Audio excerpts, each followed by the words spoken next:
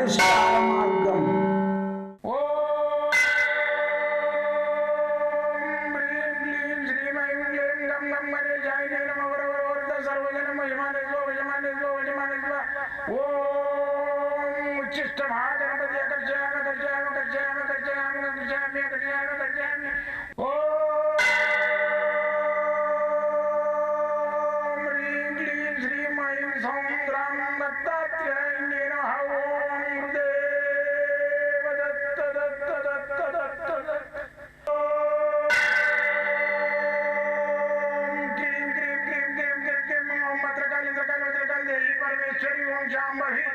सर्वदिन मोचमाने स्वजमाने स्वजमाने स्वम मत्रकाली मत्रकाली मत्रकाली देवी परमेश्वरी ओम शांभवी अकर्षयामि अकर्षयामि अकर्षयामि अकर्षयामि अकर्षयामि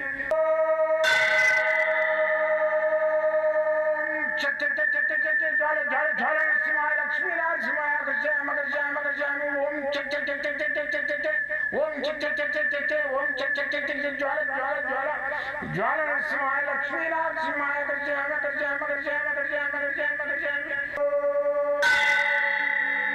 राजाधिराज योगिराज परब्रह्म सद्गुरु सच्चिदानंद साईनाथ महाराज ओम गुरुदेव दत्त दत्त दत्त दत्त दत्त ओम मातृदेवो भव ओम पितृदेवो भव ओम आचार्य देवो भव ओम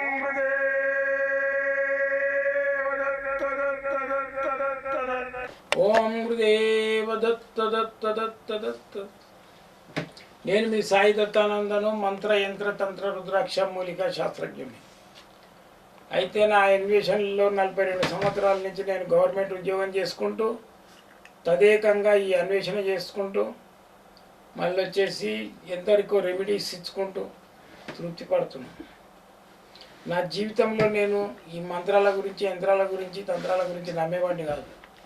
నా చిన్నప్పటి కొన్ని సంఘటనల ద్వారా నేను ఈ దయ్యం పట్టిన వాళ్ళను చూసి, వాళ్ళు ఎక్కడనో ఉండి వాళ్ళ ఊరిలో జరిగే విషయాలు, ఇక్కడ దయ్యం పట్టింది ఆ ఊరిది వేరే ఊరిది, అయితే ఆమె వచ్చి ఇవి బట్టి ఆ ఊరిలో జరిగేదాన్ని అవన్నీ చూస్తే మా చిన్నతనంలో నిజంగానే మరి వాళ్ళ ఇంటికి పోయి చూస్తే వాళ్ళ పేరు అవే ఉండేది, వాళ్ళ ఇల్లు అదే ఉండేది, ఆ కథ అదే ఉండేది.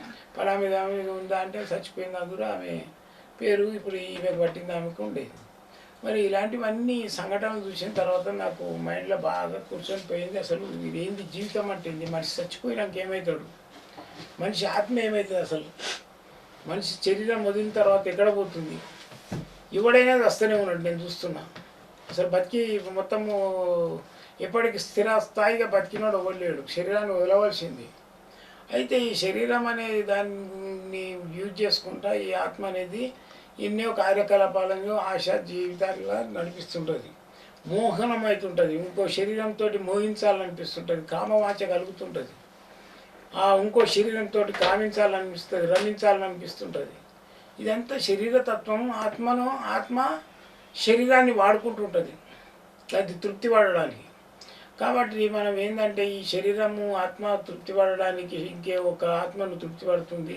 ఆ శరీరం కావాలంటే దానికి మంత్రతంత్ర యంత్రశాస్త్రాలలో కొన్ని ఉన్నాయి. ఇంకో శరీరాన్ని మోహింపజేసుకున్నాడు మోహన యంత్రం ఉంటుంది. అంటే ఇంకొక స్త్రీ కానీ పురుషుని కానీ మనం మోహింపజేసుకుంటాం, కామవాంఛ మన మీద ఏర్పడేటట్టు చేసుకుంటాం. అయితే అవన్నీ పూర్వీకులు అనుభవించి రాజులకు చేయించేవాళ్ళు.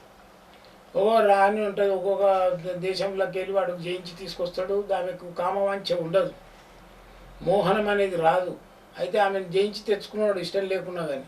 ఆమెకు ఆ కామవాంఛ మోహనము రావడానికి ఆయన దగ్గర ఉండే రాజవైద్యులు కొన్ని యంత్రాలు తయారు చేసి కడుతురు ఈ విధంగా. ఇప్పుడు ఇది మోహన యంత్రం అందుతలే కను. అయితే మోహన యంత్రం ఆయన ఏం చేస్తుంది మాట. అయితే ఇది కొంచెం పైకెత్తి, ఇది మోహన యంత్రం. ఇది ఐం బీజాక్షరం ఏదైతుందో ఇది మోహింపజేస్తుంది, ఆకర్షణ బీజాక్షరం. క్లీం బీజాక్షరం అనేది ఉంది, మోహన బీజాక్షరం. ఇది ఏంటంటే కామ దేవాయ నమః అనేది దాని షట్కోణాలలో ఉన్నది. అయితే కామదేవుడు ఎవరంటే ఉందంటే సెక్స్కు అధిష్టాన దేవత కామధేనుడు.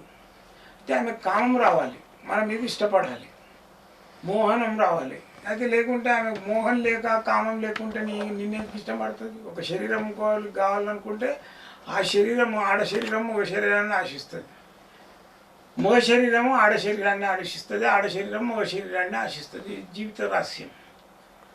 అయితే ఇది ఏంటంటే మన పక్షులల్లా ఇలా పక్షులల్లా మళ్ళీ జంతువులల్లా కీటకాలల్లో చీమలల్లో కూడా ఉంది ఈ శరీరము ఒక శరీరాన్ని ఆశించేది. ఓ ఆ లేడీస్ వస్తారు నా దగ్గరికి, మేము బ్రహ్మపుత్ర దాంట్లో అట్లా బ్రహ్మ సమాధిలో కలిసినాం స్వామి, నేను ఇవన్నీ పెళ్ళిళ్ళు లేని లోవారు. అరే నీ శరీరము తత్వము భగవంతుడు అన్నోడు, రాముడు కూడా పెళ్లి చేసుకున్నాడు, కృష్ణుడు పెళ్లి చేసుకున్నాడు, విష్ణుమూర్తికి లక్ష్మీదేవి ఉన్నది, ప్రతి ఒక్క దేవుని అంతకంటే నువ్వు పెద్దవనా? శరీరతత్వంగా మనం వచ్చినాము. కామం అనేదాన్ని కామ వాంచి తీర్చుకో. నీవు ప్రతి పప్పు తినాలనుకుంటే తినేయి, మళ్ళా నీకు బీపీ ఉంది ఉప్పు తినొద్దంటే తిను, అంతే. శరీరాంతో ఆత్మ సంతృప్తి అవుతుంది. అయితే నేను అప్పులు ఉన్నాయి అవి ఉన్నాయి నాకు తిండి పోతలేదు అది పోతలేదు అని కోసం ఉంటే నీ శరీరంకు శోధిస్తుంది. హంసను హింస పెడితే ఏమవుతుందంటే అది శరీరం లోపల ఉన్న మలమూత్రాలను కూడా భుజించడానికి ప్రయత్నం చేస్తుంది. ఇవాళ ఏంటంటే వాడు వచ్చిండు భూమి మీద, ప్రపంచాన్ని అంతా చూడాడు, వాడు మూడు గోడలే చూసుకుంటుంటాడు. ప్రపంచాన్ని తిరిగి చూడు, యాత్రకు సంవత్సరానికి ఒకసారి. ప్రతి వస్తువు తిను. ప్రతి వస్తువు అంటే ఇప్పుడు నాన్ వెజ్ తినే బ్రాహ్మణులు, వెజిటేరియన్ తినే బ్రాహ్మణులు ఉన్నారు. వాళ్ళని నాన్ వెజ్ తినమనుకోండి, వాళ్ళు వెజిటేరియన్లే 4 రకాలు తినాలి. వాడు నాన్ వెజ్ తినేటోడు ఉండు, వాడు నాన్ వెజ్ నేను బ్రహ్మ సమాజంలో కలిసిన ఆ సమాజంలో కలిసి బంద్ చేసిండు అనుకో, వానికి అరిష్టమవుతుంది. హంసని హింస పెట్టినట్టు అవుతుంది. హంసని హింస పెడితే ఏమవుతుంది?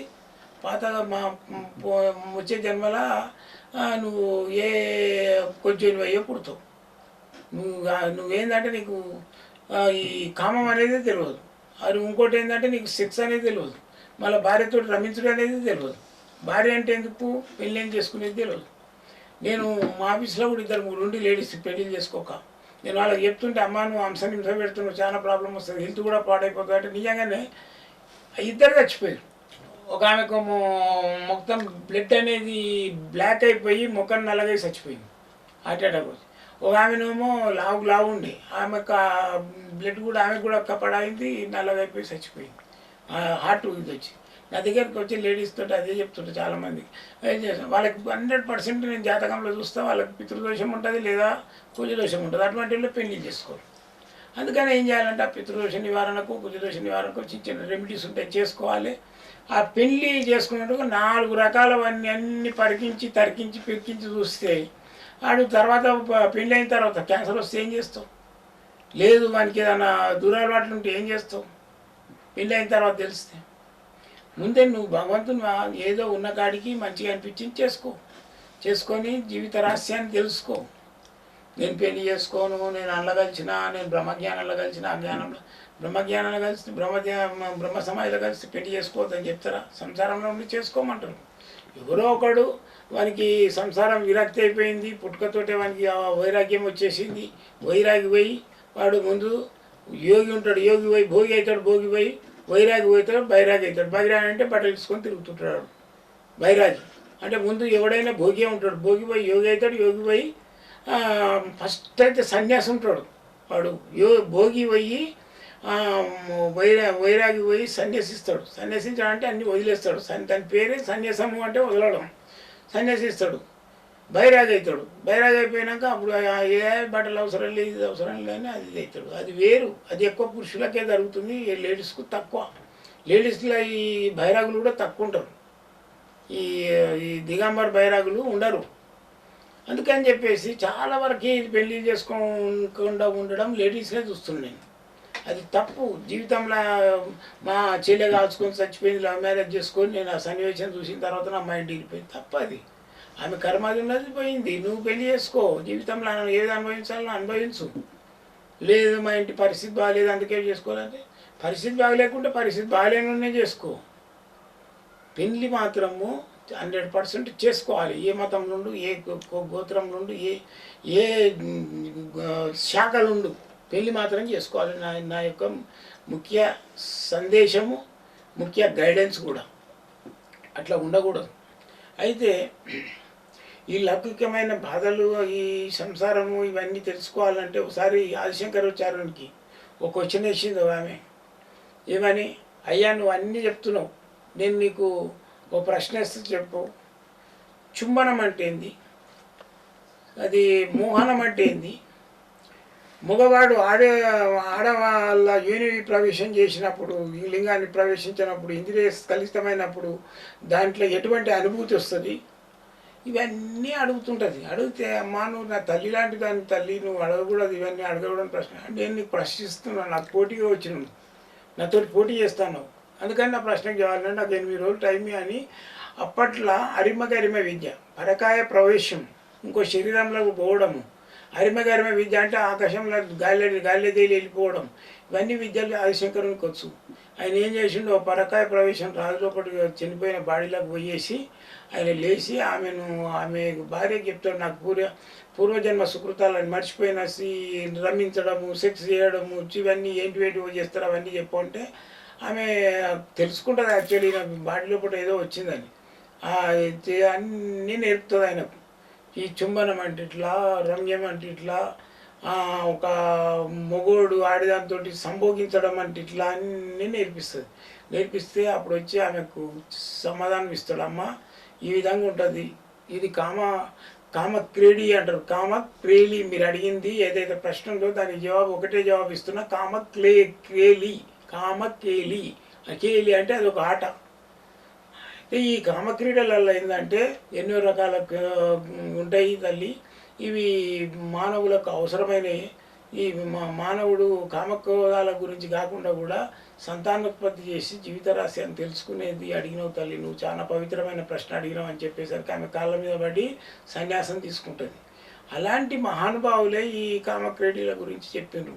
కాబట్టి ప్రేమకు కుదరాలే భర్తకు ప్రేమ కూడా అలాంటి ఏం చేయాలి, మనం ఇప్పుడు నేను యంత్రం చూపించిన కదా, ఆ యంత్రం వెనక సైడు భర్త పేరు రాసుకోవాలి, లేకుంటే భార్య ఉంది భార్య పేరు రాసుకోవాలి ఆమెకి ఇష్టపడకుంటే. అయితే కొందరికి ఇష్టం ఉండదు. మొన్న ఆమె నాకు ఫోన్ చేసింది, అడుగుతుంది, స్వామి నా భర్త నాతో ఎప్పుడు రోజు కావాలంటాడు అంటే, అమ్మ హెల్త్ అనేది నీకు ఆరోగ్య సమస్య అని ఉందంటే లేదు. ఎందుకు లేదు, మీ భర్త నీతో రోజు ఉంటుంది కాబట్టి నీకు ఆరోగ్య సమస్య లేదు. మీ భర్తకు ఉందా, లేదు. ఎందుకు ఉండలేదు, ఆరోగ్య సమస్య ఉండయి, అనారోగ్యం రాదు. ఎందుకంటే 2 శరీరాలు వైబ్రేషన్ అవుతాయి, మళ్ళీ వాళ్ళ లోపల బ్లడ్ అనేది సర్క్యులేషన్ అవుతుంది. ఇది మీకు ఆరోగ్యానికి మంచిది. అమ్మ తల్లి నువ్వు లేక ఏడ్చే వాళ్ళు ఎంతోమంది ఫోన్లు చేస్తున్నారు, వాడు ముదురుకొని పండుకుంటాడు, స్వామి నాతో 3 రోజుల కొట్లాటలు చేస్తాడు, ముదురుకొని పండుకుంటాడు, నాతోటి సుఖమే లేదని ఏడుస్తారు, నువ్వు ఇట్లా మనం రాస్తున్నావు తల్లి అంటే, అవునా స్వామి సైడ్ ఎఫెక్ట్స్ ఉంటుంది అనుకున్న రోజు ఆ విధంగా ఉంటాయని అంటుంది. కాదు ఉండదు, నీకు మంచి జరుగుతుంది అని చెప్పిన. అయితే భగవంతుడు అట్లా పెట్టిండు ప్రతి ఒక్కటి. నేను 2 రోజులు మోషన్స్ ఆపుకుంటా అంటే రోగాల పాలవుతావు, 2 రోజులు మూత్రం ఆపుకుంటా అంటే కిడ్నీలు పోతాయి.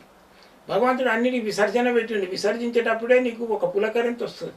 మూత్రం పోస్తాడు ఆడు, పోసిన తర్వాత ఆడైన పోసిన తర్వాత ఇట్లా అంటాడు. ఎందుకంటాడు, పులకరింతానికి విసర్జించిండు, పరిశుద్ధమైపోయింది, చెడు వెళ్ళిపోయింది, లెట్రిన్ పోతున్నాడు, ఎవడో వస్తాడు, వచ్చి ఆ లెట్రిన్ దగ్గర కట్క కొట్టి రామరెడ్డి వచ్చిండు, ఎల్లరెడ్డి వచ్చిండు, మిగతా కట్క కొడుతున్నాను, పోరా చెత్త అని తిరుగుతుంటాడు లోపల. ఎందుకంటే ఆ విసర్జించేటప్పుడు వచ్చే అంత అనుభూతి ఏదైతుందో ఆ చెడుని విసర్జించేటప్పుడు ఆ అనుభూతి వస్తుంది.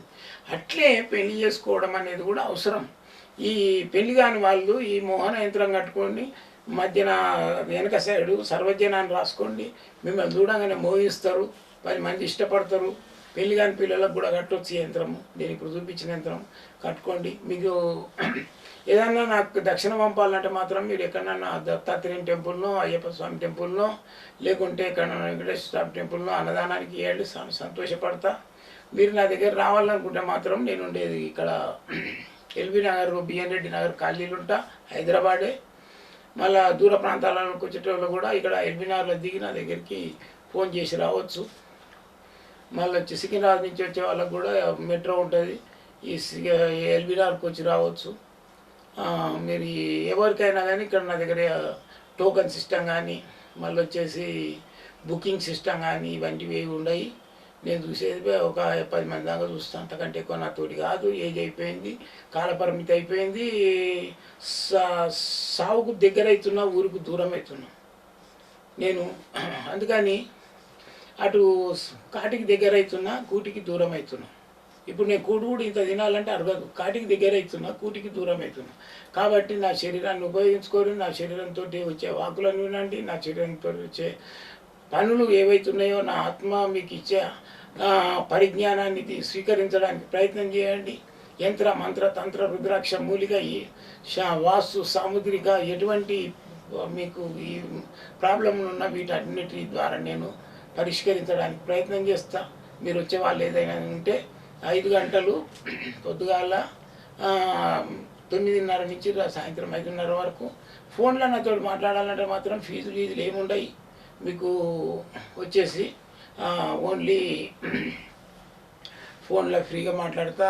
పొద్దున 7 నుంచి 9 దాకా, రాత్రి 10 నుంచి 12 వరకు, రాత్రి 12 దాకా మాట్లాడతాను. మీకు నో ప్రాబ్లం, ఫోన్ చేయొచ్చు. జై గురుదత్త.